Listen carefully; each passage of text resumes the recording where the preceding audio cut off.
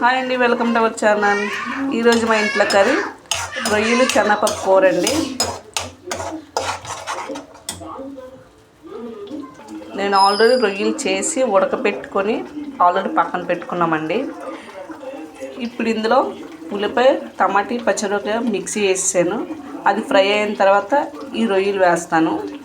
చూసారా, అంటే టమాటీ ఉల్లిపాయ పచ్చిమిరపకాయ ఎంత బాగా నూనెలో వేయితే అంత టేస్ట్ వస్తుందండి కూర. అందుకు నేను ఇంకా ఫ్రై అవ్వాలి. ఇప్పుడు మనం ఉడకబెట్టి పెట్టుకున్న రొయ్యలు వేద్దాం. యాక్చువల్లీ రొయ్యలు ఉడకబెట్టిన ఫ్రై చేసుకుంటే బాగుంటుంది, కానీ నేను ఈసారి ఫ్రై చేయట్లో ఉడకబెట్టుకుని డైరెక్ట్గా వేసేస్తున్నాను. రొయ్యలు శనగపప్పు కూర అన్నాం కదండి. ఇవ్వండి, శనగపప్పు ఆల్రెడీ నేను సాయంత్రం నానబెట్టాను. శనగపప్పు ఎంత బాగా నానితే అంత బాగుంటుందండి టేస్ట్. ఇప్పుడు ఇది వేద్దాం. ఇప్పుడు రొయ్యలు శనగపప్పు వేసాం కానీ ఒకసారి ఇలా కలుపుకుందాం. ఇలా కలుపుకున్నా కానీ ఒక 2 నిమిషాలు మూత పెడదాం. 5 నిమిషాలు మగ్గిస్తే చూద్దాం.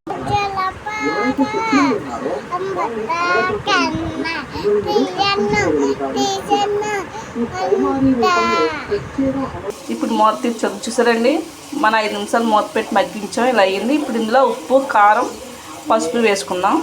ఇదిగోండి, ఉప్పు కారం వేసాను. ఇప్పుడు కలుపుకుందాం. ఇప్పుడు నీళ్ళు వేసుకుందామండి.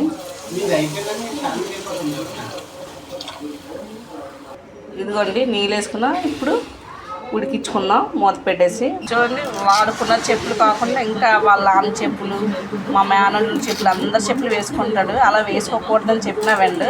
వాళ్ళ నాన్న చెప్పులు చూడండి తీసి అలా వేసుకుంటున్నాడు. వీడికి బెల్ట్ ఇప్పించి బెల్ట్ చెప్పులు ఉంటేనే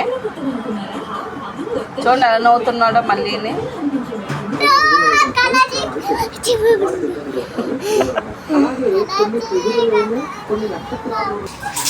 ఫైనలీ కూర రెడీ అయిపోయిందండి.